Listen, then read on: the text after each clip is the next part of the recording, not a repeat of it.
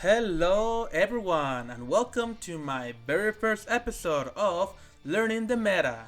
We're gonna be talking about the Desperado Dragon decks. Alright, so before I get started, I would just like to say that thank you all for watching this sort of video. This is going to be my very first uh, video like this where I talk about the meta and I give my thoughts on it. And so because this is going to be my first video and I'm still learning how to do this whole recording thing, I do want you guys to, express your criticism towards me. I would like you guys to also input some sort of recommendation if you guys want me to improve for your own benefits, because I do want to keep doing this sort of videos. And because I'm very new at this, I'm going to make a mistake here and there. So I do hope you guys understand that. And I do want to keep trying my best, and I do want to keep learning and just uploading more videos. But in any case, yes, this is going to be a video series talking about the popular meta decks that you are maybe going to come across in the Duel Links rank ladder, primarily around the legend ranks. So the reason why I wanted to do this is, again, just so I could educate my audience as well as other people in order for them to understand how to beat a certain strategy. Because half the battle in Yu-Gi-Oh is learning not only your own deck, your own strategies, and what your deck can do, but also being knowledgeable on other decks. Being knowledgeable in Yu-Gi-Oh is a lot of power, because once you know, like, say, rulings, or when you know how a deck functions, then you just have that extra edge against your opponent. And while maybe some counters here and there you may not agree with me, we'll see once we get to those cards. Because the first thing I want to talk about before I get into the meat and potatoes of the whole video is I want to quickly address some differences between the TCG game as well against the Duel Links.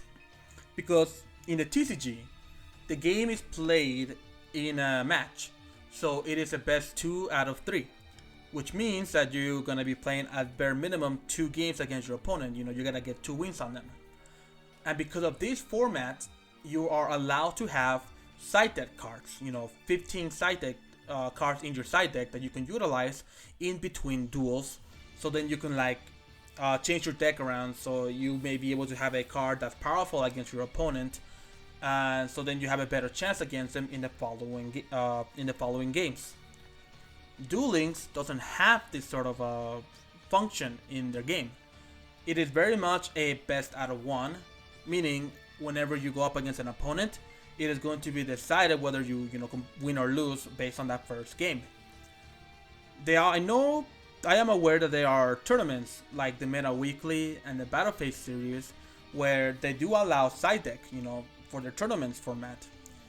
And the important thing to note about you guys understanding this is that I'm not going to be talking about those type of tournament scenes. I'm going to be strictly talking about cards that you can utilize within the Yu-Gi-Oh! Duel Links rank ladder in order for you to get into King of Games. The reason why I bring this up is because there's gonna be, for example, here with Desperado, there's a card known as System Down, and what it does is that you are able to pay 1,000 of your life points in order to banish all machine type monsters from the field and the graveyard. This card is very, very powerful against the Desperado deck, just because you're able to banish those pesky machine cards that are, in the field and in the graveyard. And it could really, put the opponent into a compromising situation. But because this card single-handedly counters a very specific thing, in this case being machine type monsters, I am not going to recommend actually using these cards if you want to climb the Yu-Gi-Oh! Rank ladder, because in the ranking ladder there's a whole bunch of mashup decks. It's almost like a clan fiesta in there. You don't know what kind of decks you're gonna go up against, but you could at least see some more often than not. And because of that, I am not going to recommend you guys playing cards like System Down that single-handedly counters a specific deck, because it will just make your deck more inconsistent against other decks. And we don't want that, We don't want for you guys to be playing cards that just single-handedly wins the game against a particular deck. just because it would not mesh well with your own strategy, as well as becoming a brick later into the game, or even when you open with it. We don't want any of that.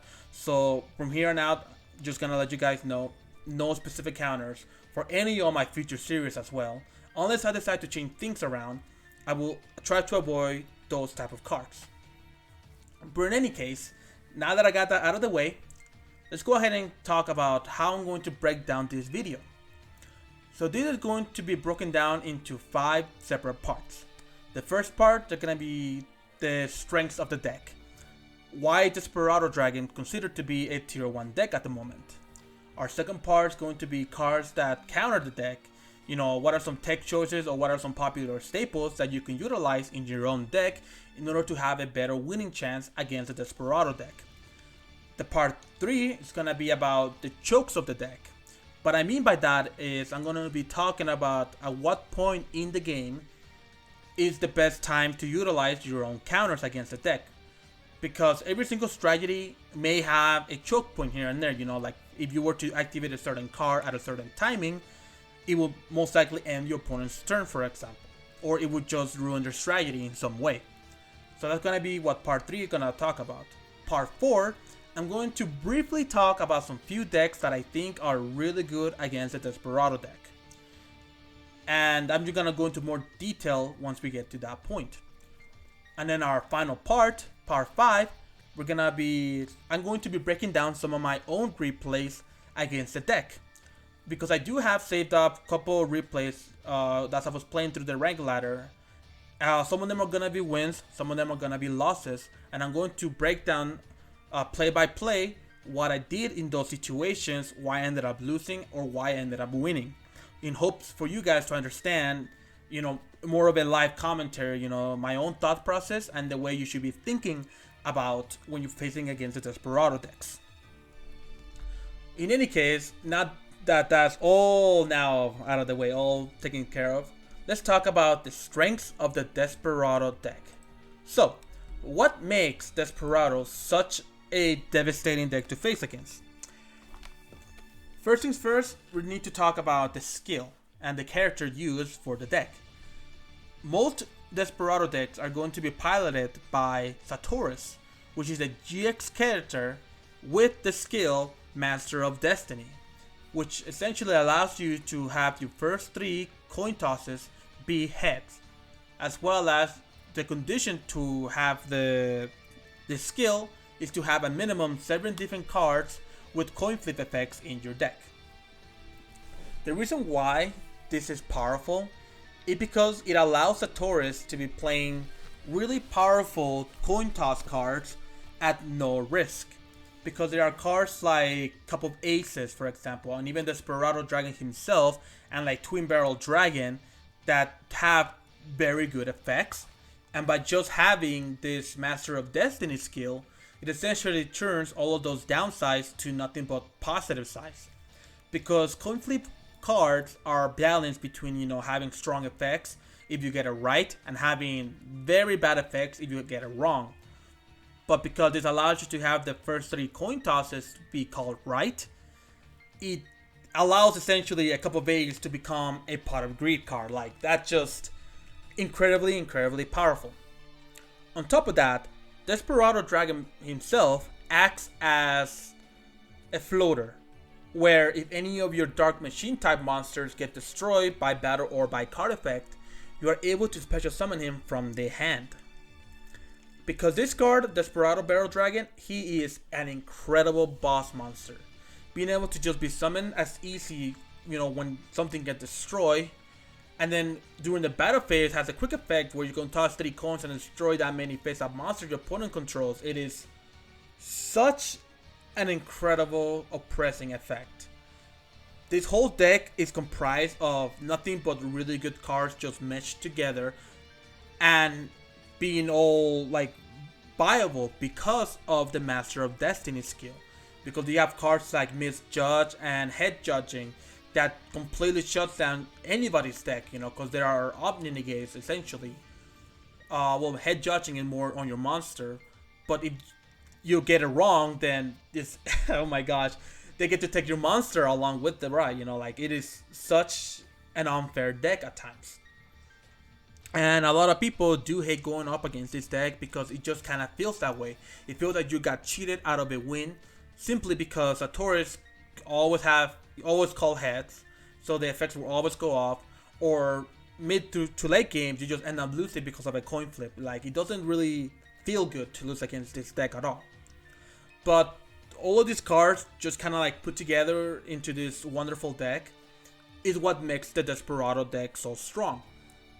And one more thing to talk about, it is that a lot of these decks played a lot of one-off cards. You know, they play one Twin Barrel, they play one Misjudge, they play like maybe even one Time Wizard in their deck. Mostly because Desperado himself not only does it serve as a boss monster, as a form of destruction, but also as a searcher. When he gets sent to the graveyard, by any means, you just get to search any coin flip monster from the deck.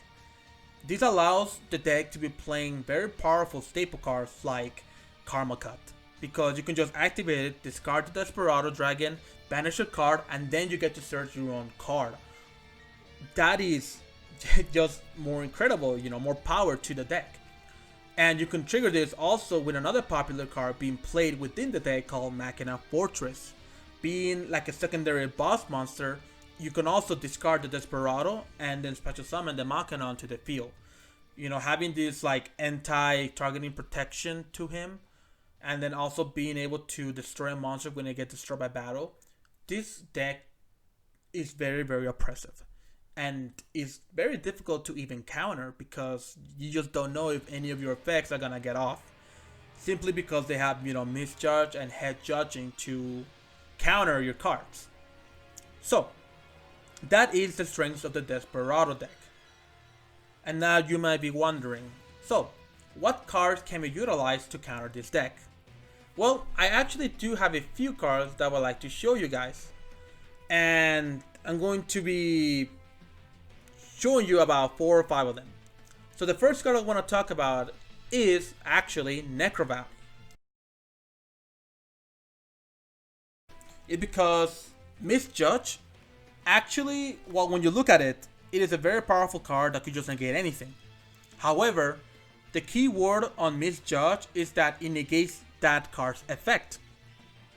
Meaning, when you activate any sort of continuous card, say you activate necrovalley as an example here, Misjudge would then toss her coin flip. Even if she gets it right, necrovalley will still be on the field because Misjudge does not negate the activation of the card and it does not destroy the card. So when you activate a continuous spell, you essentially are able to have it free. You're essentially able to play around Misjudge. So that's why I'm saying necrovalley is a powerful card against that deck, because it prevents them from recruiting their monster from the graveyard with when they use the Rebuddy team. But it also allows you to activate it, get it Misjudge negate off without losing anything. So if your deck could play necrovalley, I do say it's a good card, or any continuous card at that point. Like if you're playing Black Wings, you could just play Black Whirlwind onto the field and don't have to worry about the Misjudge negating any other card effect. If you're playing Weather, you can just activate one of your Weather spells. You don't have to worry about the Misjudge negates. So I do want to just kind of like put all those cards in here as well with necrovalley. Any sort of continuous card effect, as long as they don't have an effect that triggers when they activate. For example, a lot of the Fire Formation cards, when you activate it, they have an effect. So if Misjudge were to negate those, you will not be getting that first effect. However, they will still be up on the field. Just remember that. So the next card I want to talk about is Karma Cut. Karma Cut is another powerful card against the Desperado deck because it banishes the monster. A big strategy of the Desperado, like I was mentioning, was having their monster be destroyed by battle or by card effect. A lot of the times they're going to be using the BM Spider Machine card to pop itself and a monster you control in order to special summon the Desperado from the hand. Or they may go into attacking your monster so they can get destroyed, or just setting a monster so you attack into it and then it can summon the Desperado from the hand. Having access to that is very dangerous. So the best way that I found to counter the Desperado decks is simply by main decking Karma Cuts. Having just the banishment effect so they don't get to destruction, very powerful against this deck. And if I were you, honestly, I will be main decking at minimum 2 Karma Cuts in every deck. Simply because it's not only just strong against Desperado, but it's also very powerful against other decks like Noble Knights. So Karma Cut is probably one of the top counters to the Desperado deck. Next, I want to talk about Debunk. Now, Debunk is a kind of trap card that has the effect that when a monster effect activates from the hand or graveyard, you can negate the activation, and if you do, banish it. This is most handily the most powerful counter against Desperado decks. It also works against a multitude of other decks, of course, but the one you're gonna be mostly be focusing this on is that Desperado decks, because it does two things that the deck does not want you to do. One is negate their effects, and two, you get to banish their effects or their monsters, and that is very powerful because it allows you to just run into an opponent monster, and then when they try to attempt to activate Desperado, you could be like, no, I'll negate your activation and I'm going to banish you, completely ruining their strategy of destroying your own monsters and then getting a search later on into the game. So Debunk, probably the #1 counter to the Desperado decks, 100%. And the only weakness that this card has is being a trap card, meaning you have to wait an extra turn in order to activate it. So if you go second, it is not the best choice to have at the time, at the moment. It just wouldn't be the best card. But if you go first against that deck, Debunk is a very powerful card against them. Next, I'm gonna talk about Cosmic Cyclone. So Cosmic Cyclone is another powerful card to prevent your opponent from having to resolve their back row. It works in many ways, because Desperado plays a lot of really good trap cards. They play like Triple Karma Cut, they play Super Body Team, they play Head Judging. There's so many points where you can just completely nullify any of those cards for you to play your own game, to be like a necessity. And you could even bait out cards if you're not sure what they are. For example, say they already use a Karma Cut, so you might not think they have another Karma Cut set. They might have a Head Judging face down. You can just play your play, and if they do activate the Head Judging, you can just quick effect play the Cosmic Cyclone to get this off the field. Just like more of a soft counter, more than a hard counter, I would say, against the Desperado decks. Just because they do play a lot of back row, you want to make sure not to fall into any of them yourself, in fears that you will end up losing the game because of it. So I do think, cards like Cosmic Cyclone are very powerful against this deck currently. And then finally, the final card I want to talk about is SkullMeister. SkullMeister currently in the meta, I do think is quite powerful, actually. Very powerful.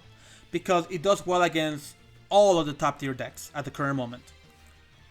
The main factor you're going to be using this against the Desperado decks is stopping the Desperado search himself.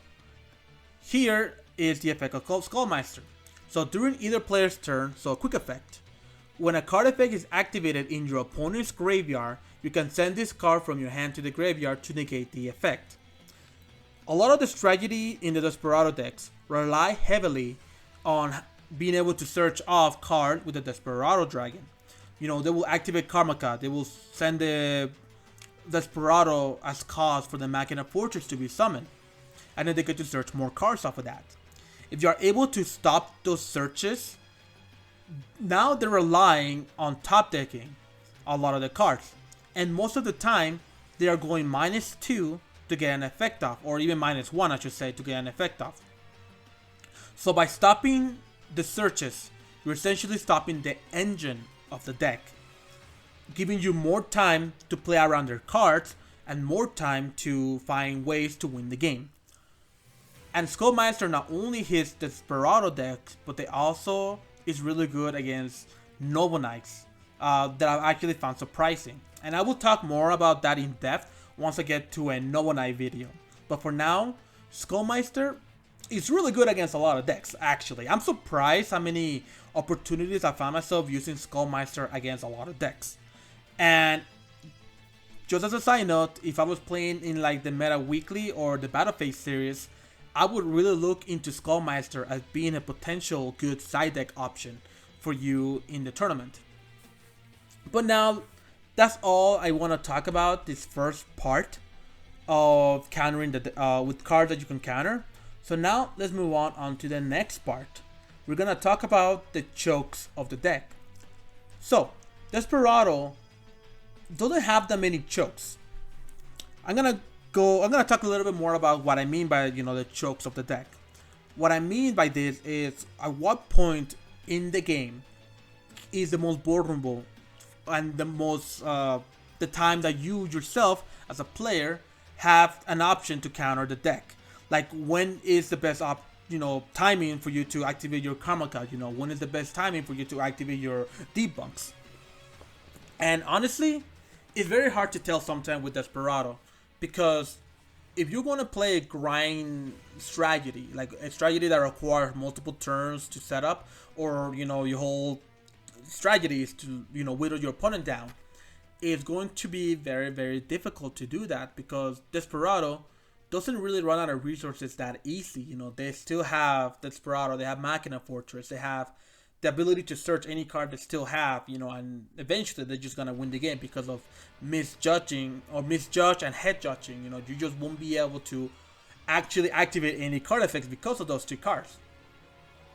So what I found out, the best chance at you winning any Desperado matchup is literally being able to shut them down before they get going, because Desperado relies a lot on Desperado Dragon, that 1/3 off in their deck, whether that be by you destroying their cards, or whether that be them activating the effect by sending it as cost to search the cards they need. The best thing you can do is try to shut them down before they get started. And I found out the best choke point of Desperado decks is literally at the beginning of the game. If they Karma cut one of your cards and they activate Desperado in the graveyard, you can, if you have a card like SkullMeister, you can just be like, no, I'll negate that. And now they don't have much of a play at that point. Like, they won't be able to keep up with your own strategy if you just keep negating that Desperado card. That is the important thing. You want to negate the Desperado search. You want to negate the Desperado from even being on the field, or if he does get on the field, you want to Karma cut it. And that is literally the only choke of the deck I could find. Because other than that, if you don't stop them, they're gonna get all their monsters they want. They could get the Twin Barrel, they get the Misjudge on the field. I mean, if they're lucky, which happens a lot, they'll get their Cup of Ace to draw 2 cards. So you don't want them to essentially prolong the game, because the more they prolong it, the harder it will be for you to come back against them. So that's gonna be it for that section. Now let's move on to the next, which are what I think are good decks against this strategy. So this deck is really hard to counter. Again, like, I'm just gonna keep emphasizing this, because this deck truly is one of the biggest menaces I felt like I had to ever face against. And surprisingly, a deck that goes well against Desperado is Desperado itself.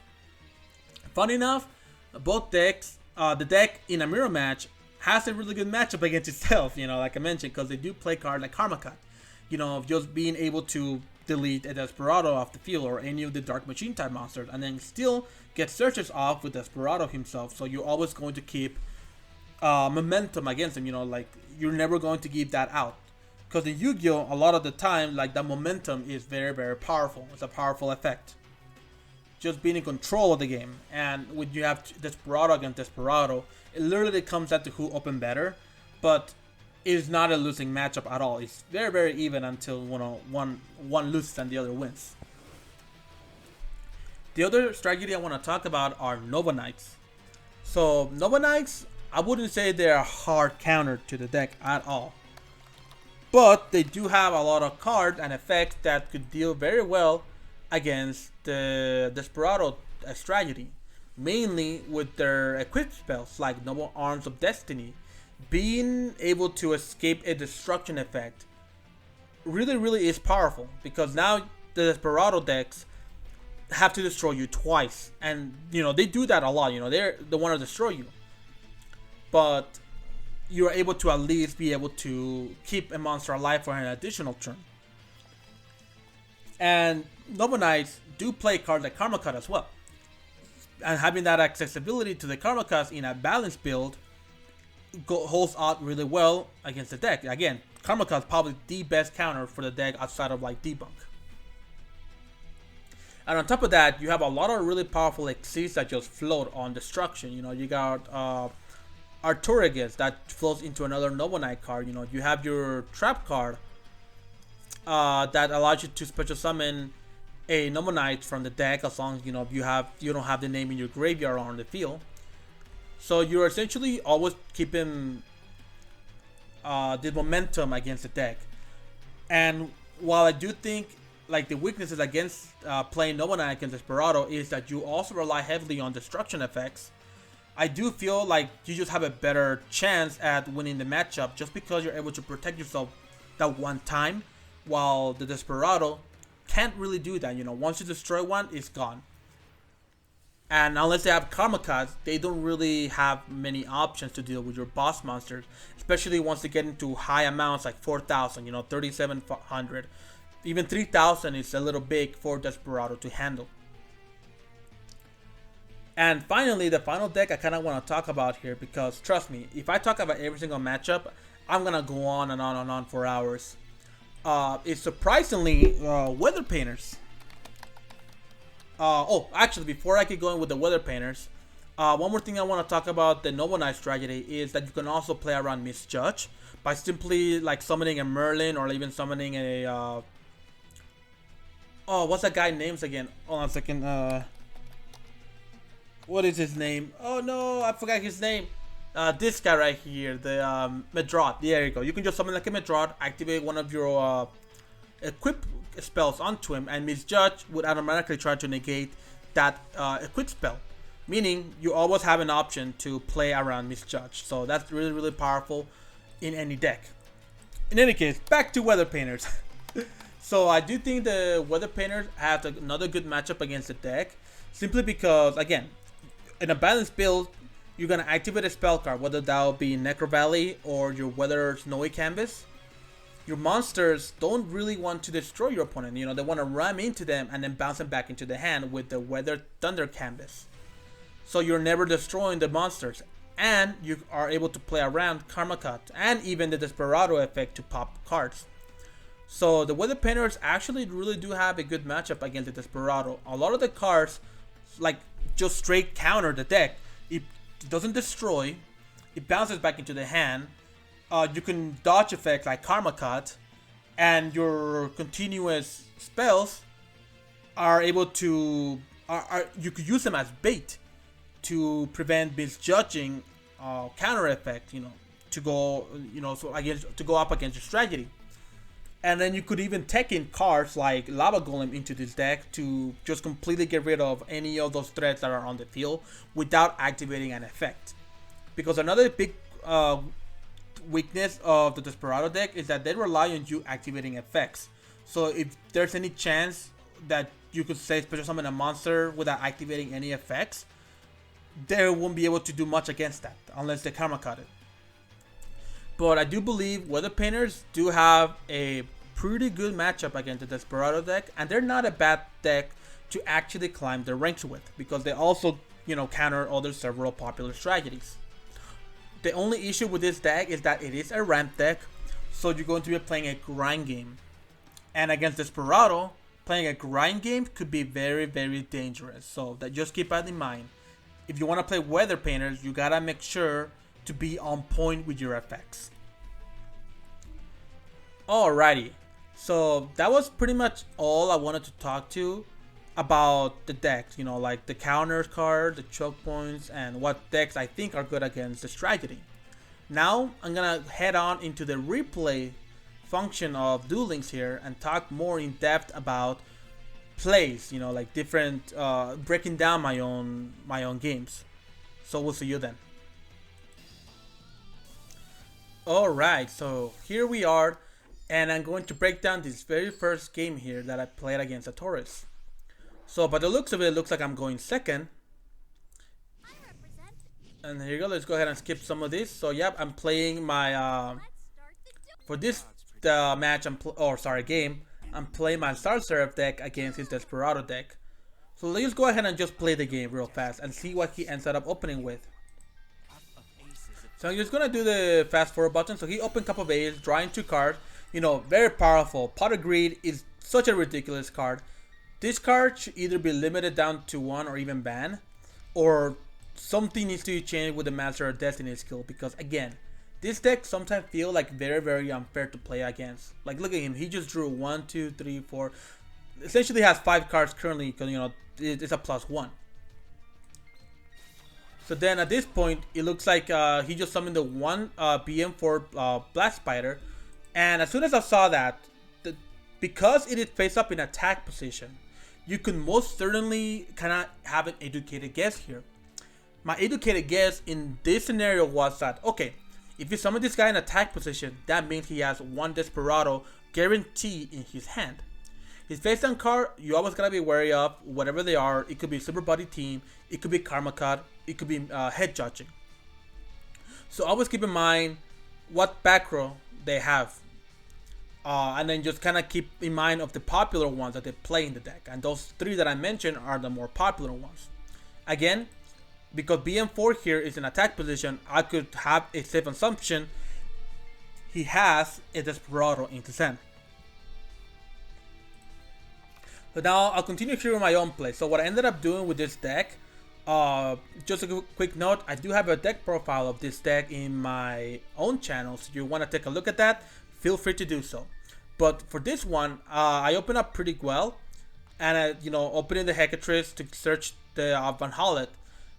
I did mention in my deck profile, but I'll mention it here again, that Van Hollet actually allows you to play around a lot of back row, because it baits out things. Since you could special summon your cards, get your effects off, and the Star Seraph are now once per turn, you're able to like continue your plays even if the Karma cut you, for example. So the reason why I have this here is for that reason, and we're just gonna go ahead and keep playing the video here. So I activate it, we summon my Star Seraph and summon the chair. Go ahead and do the second chair combo. Got a Floodgate. Got my combo here, and I went into a rank 3. The reason why I went Del Toro's here was because he didn't activate his card effect when I summoned my 3 Star Seraphs. And that gives me one of 2 different deductions. Either 1, he doesn't know how to play against the Star Seraphs deck at all. He doesn't know. So he's not going to activate his Karma Cut until I summon my boss monster. Or 2, he has a card effect that is not a head judging, otherwise he would have activated a long time ago. So I could deduct safely that is the Super Buddy Team card that is face down on the field. So I decided to just go into Del Toro's in order to have a double pop here, because if he has multiple in his deck, I'm able to pop 1, then pop the second one. I prevent any sort of recursion from him later on into the duel if I don't manage to kill him this game, this turn. So then I decided to pop that card, and it was a Super Buddy Team. So then I'm able to here actually get really lucky. So I wasn't going to attack him at all. I would just wanted to summon Del Toro's to figure out what that face down was. And because I opened up this card, it allows me to actually play around his deck. Because otherwise I would have just set like a Karma Cut and then pass and be able to banish his card as soon as his turn starts. But in any case, let's continue here. Because I managed to draw my Star Seraph Scout. I was able to special summon the Star Seraph Scepter from my hand. And now I was able to go into the safest option here, which was go into a number 50 Black Chip of Corn. So I did forget to mention this in the cards, you know, you can play to counter the Desperado deck. But Black Chip of Corn is an excellent, fantastic top tier card you can play against Desperado, because a lot of their monsters are low attack. You know, this BM4 Spider Blast is only 1400 attack. Twin Barrel Dragon is only 1700 attack. So if you're able to summon a Black Chip of Corn, being able to send it to the graveyard without destroying it, and then dealing extra damage to your opponent, just is a recipe for like goodiness. because you get to evade the Desperado trigger effect from the hand, and you get to burn them for a little bit of damage. So it's a little bit of a punish on their part. So here, as you can see, I activate the Black Chip of Corn, send it to the graveyard, set my 2 cards, the one that are more powerful against the deck, you know, the Ballista Squad to destroy the back row, and the Karma Cut in order to banish a monster. And here, he summoned the Blast Spider. And as you can see here, as soon as he summoned it, I am not going to give him an opportunity, because once he normal summons, I know he most likely has nothing in his hand to summon the Desperado with or anything like that. Even if he does, I have the Ballista Squad to destroy it. And just being able to completely shut him down before he gets going, like I was mentioning in the choke points part, it is what you want to be doing against this deck. You just don't want to give him an opportunity to get their strategy going. Even after he drew a Pot of Greed, I was still able to completely counter the strategy and just ended up winning in that turn. So that was it for the first game. Let's go ahead and get to the next one. Okay then. So for this next replay here, I'm gonna be showing you guys a loss on my part, and I'm going to again break it down for you guys to understand my mentality and the way I approach this deck. So again, I'm playing my Star Series deck, and he's playing the Desperado deck. So let's go ahead and fast forward here. So going first with this deck is pretty good. My issue is that I didn't open any back row cards, so that's always going to have a tamper on against the Desperado deck. You know, just without any back row, there's really no interaction on your part. But in any case, here I was able to at least come off a bit, you know, getting my Star Series effects off, and getting a bunch of draws also, because I ended up, you know, normal summoning, special summoning the chair, getting a draw. I ended up setting up the Karma Cut here because I wanted more ways to counter the deck. Like, I wanted more cards. So going into my Tsukiyomi, I'm able to draw 2 cards. Now here's actually a big mistake that I made. So when I discarded the 1 card and draw my 2 new cards, I noticed I had a Karma Cut. At the time, I thought to myself, okay, I already have a Karma Cut on the field. I'll go ahead and set a Floodgate now instead. However, that was a very dangerous thing to do. If you have Karma cards, even if you don't have the cost for the discard, you might as well play the 2 Karma Cuts face down, because this is going to be way more important to you throughout the game. You know, even if you don't win the first few turns, it is more and more important for you to have a Karma Cut on the field than a Floodgate. And in my own game here, that was a big mistake. I should not have set the Floodgate. I should have set the Karma Cut. In any case, that was it for my turn. So he ended up starting up with a Pot of Greed. So let's go ahead and get that playing. He summons the Desperado, Machina Fortress, and like I was mentioning in, you know, the strengths of the deck, just being able to send it to the graveyard is so powerful because it just gives you a free search.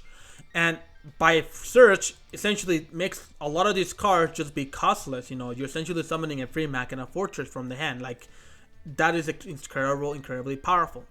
So I think I could have done here is I could have Karma Cut his Machina Fortress, but I decided not to, because I wanted to have this twin barrel that he search, activate his effect and see which one he targeted, because I know for a fact a lot of this Desperado deck, whenever they get into a twin barrel, they just want to summon it and pop one of your back row.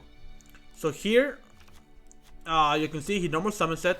He targeted my Karma Cast. I used Ditch for the cost to banish the Machina Fortress, because that is the 1 card that could blow up my field. Now he set 2 cards face down, and it was my turn, and I got a Ballista Squad. So here is what I'm mentioning, that it was a big issue on my part not setting the Karma Cut. I was very confident at this point because I saw that he ditched a Desperado. So I thought to myself, okay, he ditched a Desperado. The chances of he opening 2 his opening hand were, you know, kind of minimal. So I decided to, you know, throw wing into or barrel into the wind, or however the saying is, and went on the offensive against this deck. But again, my own big issue here was not setting 2 Karma Cuts. You really should set the 2 Karma Cuts, because if I had the second Karma Cut, I could have just activated right now my draw phase, banish this Twin Barrel Dragon and not have to worry about any Desperado coming my way anytime soon. And these two cards could have been anything, they could have been Karma Cut, it could have been Super Body Team. If it was a Super Body Team, then yes, I would have lost regardless of what I would have done in that game. But here I selected to attack, he has Desperado in his hand, I activated his effect, got 3 hits, and that is the worst thing that could have happened. Because now he has to draw a free card. And at this point, it's like, well, I don't have much of a game plan, so I decided to floodgate his head misjudge, which essentially prevents him from being able to negate my effects if I were to flip it face down, which ended up happening.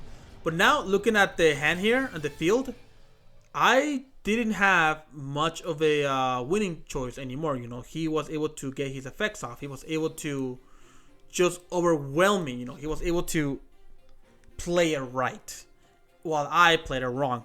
I should have set the Karma Cuts, for example, instead of setting the Floodgate. So that was a mistake that you guys, if you're in that same situation, should never attempt to do. Don't set 2 Karma Cuts. Always set the 2 Karma Cuts because it will be useful, if not during your opponent's turn, the next following turn. Alright, so for this next one, we're going to talk about another loss that I have here. This time, I'm not playing my Star Seraph deck. I am playing my Shark deck, actually. This is actually a pretty bad version of the deck. I'm not going to show you the deck profile of it. I was just trying some things around. But in any case, this is actually a very interesting game that I want to show you guys. Exactly what ended up happening. So looking at my hand, I don't really have the greatest hand at all. But let's go ahead and see what he ended up doing. So he first summoned this Ally of Justice Quarantine, which is actually a really interesting deck option that I've seen a lot of other Desperado decks implement into their deck. Just having a card that acts as a floodgate against any light deck is very, very powerful, because this also allows them to play around another deck that they may have a hard time playing against, which is the Blue Eyes Tragedy. And he ended up setting 2 cards face down here with the 1 Ally of Justice. So let's go ahead and start playing here what I ended up doing. So first things first, I started with a blind Cosmic Cyclone because there's too many things here that I have to deal with. And I ended up hitting the head judging, luckily for me, because that was actually a really big hit. So I summoned my 1 copy of my Gretel Slime Jr. from my hand to summon my Shark Sticklers. So what I ended up doing here is I ended up going to my territory of the Sharks to test whether or not this card face down was a Karma Cut, for example. Because if he was a Karma Cut, then I would have been in some trouble. But I decided to go into my Hope Woman to figure out if that was the case or not. So at this point, I actually make a very big mistake. So first things first, once I summoned the number 37, I was able to summon my Shark Stickler. And then activate my Ice Mirror to summon another one and go into our new card from this event called number 47, Nightmare Shark. So at this point, you can probably see that, okay, if I attack this and attack with this, he'll be at 100 life points left. And that was a very, very dangerous mentality that a lot of people, even including myself, sometimes get into, where we're like, okay, let's just do some damage, let's do some battle damage, let's get in there, let's do whatever we can in order to get our opponent closer to 0. And the thing why that's dangerous, the reasoning why that's dangerous, is because you're allowing your opponent to still live. And if you don't need to do the plays, you shouldn't be able to do them. For example, against Desperado, I could have deducted that he had a Desperado in his hand, or maybe he didn't. That was up to chance at that point. But if I want to play around those cards, which is what you should be trying to do in most situations, what I should have done here is activated my Nightmare Shark effect, targeting my Hope Woman in order for it to attack directly. That way I'm able to do 26 direct damage, and then the following turn, if he doesn't kill me back, I'm able to kill him with one of these 2 options. And what I should have done in order to prevent that from happening, I should have been playing the Nightmare Shark in defense position. But because I decided to kill this instead, like this card doesn't do anything against my deck, it prevents the special summoning a light monster, like there's really no threat of it being on the field. And knowing he's playing Desperado, I should be more wary of the cards of that Desperado dragon. So what I ended up doing here, as you can tell, I ended up attacking the card, destroying it, and in turns he was able to summon Desperado. And because this is going to be his first coin toss, he got 3 heads in a row, and that's like, wow. He not only destroyed my entire field, but he was able to draw a card off the top.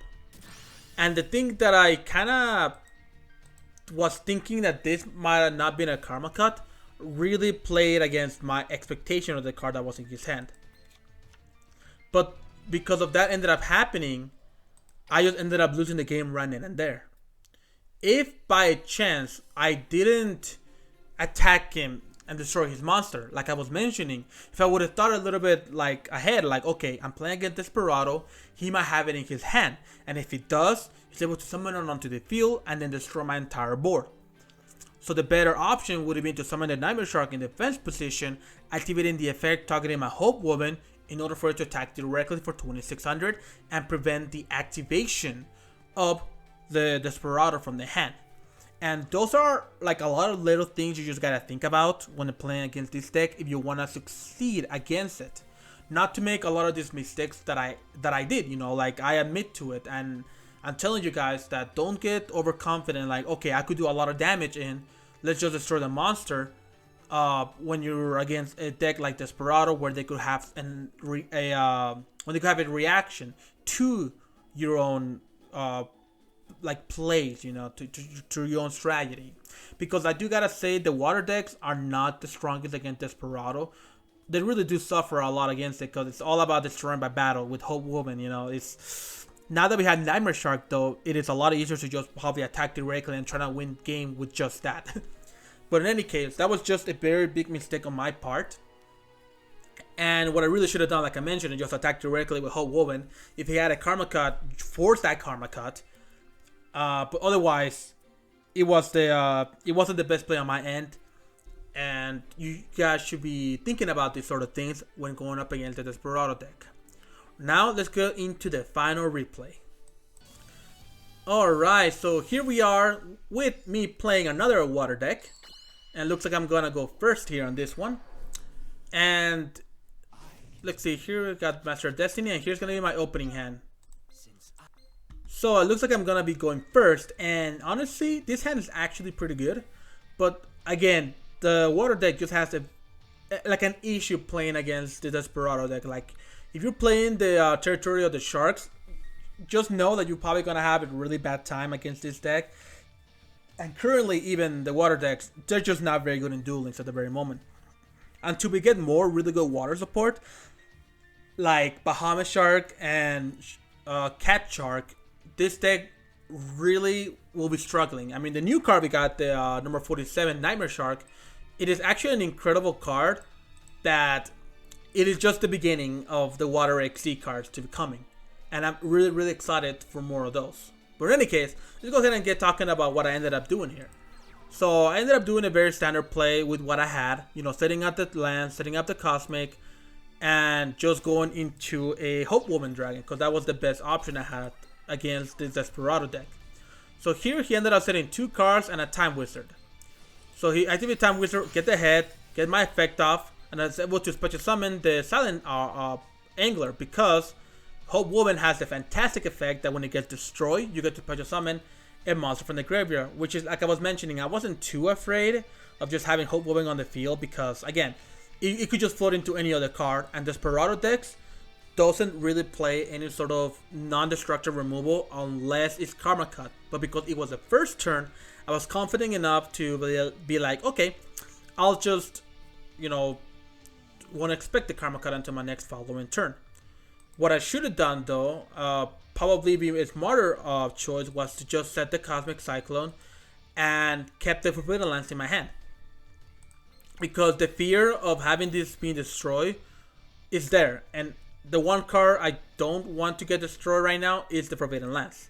But in any case, so at the end of the turn here, I do decided to, because I have a Forbidden Lands face down, I am confident enough that I'm able to play around whatever card he has. If it's a double karma cut, I could play around it because I have a Forbidden Lands.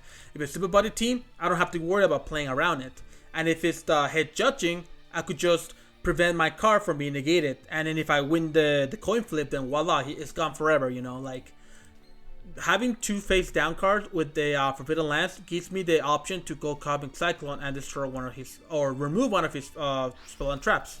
And here is a thing about this particular deck that I saw. So aside the card that I banished, what Rebirth of the Parshat. This is a card that I don't see a lot of Sartorius players play. And the reason why this card is such an interesting card, because I like it and I don't like it at the same time. Because it requires you to have another kind of trap card in your hand. And because I banish it, essentially there goes his entire play. Being able to negate my effects for, you know, to get a benefit off of it. So here I decided to go to Hope Woven, and again, because I knew one of those 2 cards could have been a Karma card or not, I was able to prevent my monster from being banished with the Forbidden Lance. So now that he got the Desperado effect off, he was able to go into a Twin Barrel Dragon, which, you know, at this point I probably would have gone, well, it's a little difficult to determine what to go for, but I do think Twin Barrel probably was the best option here. However, now I have my own game plan on motion, because a lot of the times the water decks like to have the, what's his name, Gretel Dragon and Hope Wovens on the field and in the graveyard in order to start looping. And the Desperado decks, they destroy a lot, you know, they really, really do. They just like to blow up your cards.